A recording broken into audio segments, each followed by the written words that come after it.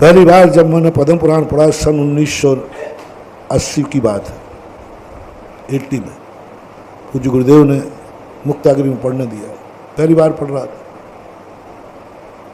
और जब लक्ष्मण शक्ति लग चुकी है, रामचंद्र जी घोषणा कर रहे हैं लक्ष्मण जीवित नहीं हुआ तो मैं भी अग्नि में प्रवेश कर जाऊंगा, मैं जिंदा नहीं रहूंगा। इतना संकट, और ये सारे संकट धर्म के कारण आए हैं। रामचंद्र जी में जितने संकट आए सब धर्म के कारण। संसार का सबसे बड़ा धर्मात्मा यदि कोई था प्रमाण पत्र में, वो थे श्री राम। 24 तीर्थंकर नहीं, ब्रह्मादेव महेश नहीं, इनके ऊपर 24 तीर्थंकर मात जैनियों में मान्य है, ब्रह्मा विष्णु महेश मात वैष्णव में मान्य है, अल्लाह मुसलमानों में मान्य है, ईसाइयों में क्रिश्चियन मान्य है, बौद्धों में बौद्ध मान है। अब इन सबको छोड़ करके मात भारतीय दर्शन को ले ले। भारतीय दर्शन के जितने भी दर्शन हैं सब दर्शनकारों ने अपने अपने भगवान को माना, दूसरे ने स्वीकार ही नहीं किया। 24 तीर्थंकरों को जैनियों के अलावा कोई स्वीकार नहीं करता विशेष रूप से। ब्रह्मा विष्णु महेश वैष्णव में आते और किसी दूसरे दर्शन वाले मानते ही नहीं। बौद्ध को बौद्ध मानते हैं और कोई मानते ही नहीं। भारत की एक शक्ति ऐसी हुई है जिसको हर भारतीय दर्शन ने स्वीकार किया, जिसका नाम है श्री राम। एक भी दर्शन नहीं बचा। जैन दर्शन में जितना साहित्य श्री राम के ऊपर लिखा गया किसी तीर्थंकर पे नहीं लिखा गया, आदिनाथ पे भी नहीं, महावीर स्वामी पे भी नहीं, किसी भी तीर्थंकर पर इतने पुराण नहीं लिखे गए जितने कि श्री राम पर लिखे गए। साहित्य भरा पड़ा है। वैष्णव दर्शन में ब्रह्मा विष्णु महेश पर इतने पुराण नहीं लिखे गए। सबसे ज्यादा पुराण किस पर लिखे गए? रामायण। एक रामायण नहीं, 2 रामायण, 3 रामायण, रामचरितमानस, वाल्मीकि रामायण, अध्यात्म रामायण, 20 रामायण हैं दुनिया के अंदर, 35 रामायण हैं रामचंद्र जी के ऊपर। सबसे ज्यादा वैष्णव दर्शन में है ही, सबसे ज्यादा नाम किसका लिया जाता है? बौद्धों में राम का वर्णन, बौद्धों में राम का वर्णन, यानी भारत का एक भी दर्शन, धार्मिक दर्शन नहीं है जिसने राम को स्थान दिए बिना गौरव पाया हो। यानी जो सर्वमान्य हो वो कितना बड़ा धर्मात्मा होगा, सर्वमान्य हो वो कितना बड़ा धर्मात्मा होगा। तीर्थंकरों से भी बड़ा प्रमाणिक धर्मात्मा, क्योंकि तीर्थंकर तो सब सुख में भगवान बने। जन्म लिया रत्नवर से, जन्म हुआ, मेरे ऊपर अभिषेक हुआ, सब ठाठ से जन्मे। लेकिन रामचंद्र जी का जब मैंने पूरा भारतीय दर्शनों में देखा कि ऐसा कौन महान आत्मा है जिसे किसी भी दर्शनकार को विरोध नहीं है, हर दर्शनकार जिसे उच्चासन पर बैठालता हो। क्योंकि आजकल समन्वयवादी नीति देखी जाती है।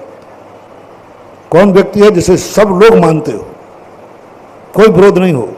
वो मिले मात्र एक रामचंद्र जी।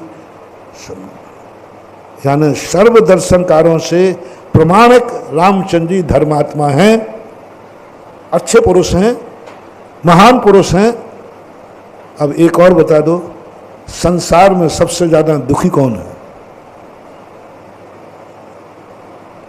संसार में रामचंद्र जी से बराबर दुखी कौन है? कोई नहीं। भिखारी भी नहीं, मजदूर भी नहीं, कोई दुखी नहीं जो रामचंद्र जी के ऊपर दुख थे। क्या किस तरीके से घर से निकाला, एक जोड़ी कपड़े पे निकाल दी। यानी कितने भी सासू निकृष्ट हो, बहू को 2 जोड़ियां तो 2 साड़ी तो दे देगी, एक साड़ी पे निकाल दी। कुछ नहीं, एक कौड़ी भी नहीं। ऐसा किस पे दुख आया? और किस पे दुख आया कि जिसके राज की घोषणा कर दी गई हो सुबह और रात भर में। सुबह कहा जा रहा है कि अयोध्या का कण कण सुबह राम की आज्ञा में चलेगा, रात में निर्णय हो गया सूर्य निकलने के पहले अयोध्या की सीमा छोड़ना है। कितना बड़ा भारी, सबसे ज्यादा संसार के सबसे बड़ा दुखी और संसार का सबसे बड़ा धर्मात्मा। धर्मात्मा की निशानी क्या है? दुख, कष्ट। और संसार का सबसे बड़ा अमीर आदमी और संसार का सबसे बड़ा पापी आदमी कौन? मैं जो कुछ बोलूंगा आगम से बोलूंगा। बोलो, संसार में रावण के बराबर अमीर कौन हुआ? दूसरा नाम बताओ। सबसे बड़ा अमीर आदमी था, सोने की लंका थी, सबसे अमीर था। विद्याओं में पूरी सारी विद्याएं रावण के पास सबसे ज्यादा विद्या थी, बहुरूपी विद्या रावण के पास थी। शक्तिशाली, आज तक कोई कैलाश पर्वत को उठा नहीं पाया, शक्ति सब कुछ था। और संसार का सबसे बड़ा पापी कौन? जिसको हर बार जिंदा करके मारा जाता हो, ऐसा संसार में कौन है? हर बार जिंदा कर किया जाता है और हर साल दशहरा में। दूसरा व्यक्ति कौन है जिसको हर साल जिंदा करके मारा? दुनिया के बड़े बड़े पापी मरे, एक बार मरे जल के राख हो गए, खत्म हो गए। रावण वो पापी था, हर साल लोग जिंदा करते हैं और हर साल उसे मारते हैं। तो संसार का सबसे बड़ा पापी कौन? संसार का सबसे सुखी आदमी कौन? सबसे बड़ा अमीर आदमी कौन? ये किसकी निशानी है? जल्दी बोल दो। पापी की। संसार का सबसे दुखी आदमी कौन? सबसे परेशान आदमी कौन? संसार का सबसे बड़ा धर्मात्मा आदमी कौन?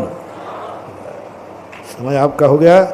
मैं जो मोटिवेशन तुम्हें देना चाह रहा हूं, मैं तुम्हारे जो कमजोर पैर हैं, जो थोड़े समय धर्म से डगमगा जाते हैं, थोड़ी देर में तुम धर्म से दूर हो जाते हो, मैं वो कहना चाहता हूं। मैं तुम्हें वो मजबूत बनाना चाहता हूं कि धर्म करते समय यदि तुम्हें अग्नि में भट्टी में डाल दिया जाए तो भी कहेगा, बोलो अहिंसा पर्वो धर्म की जय।